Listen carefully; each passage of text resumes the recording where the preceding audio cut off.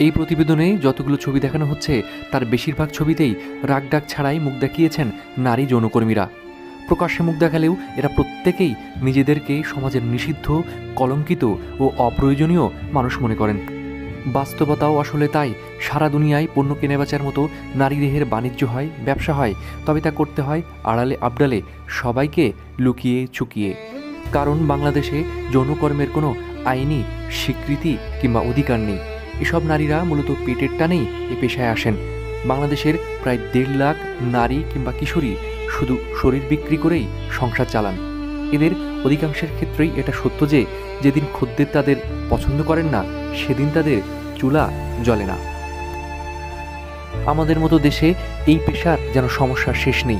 নির্যাতন, হয়রানি, পুলিশের ঝামেলার পাশাপাশি লোকলজ্জার ভয় তো আছেই।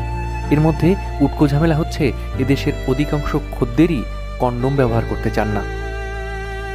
সবাই সবটা জানেন, সবকিছুই বোঝেন, তবুও সমস্যার সমাধান হয় না।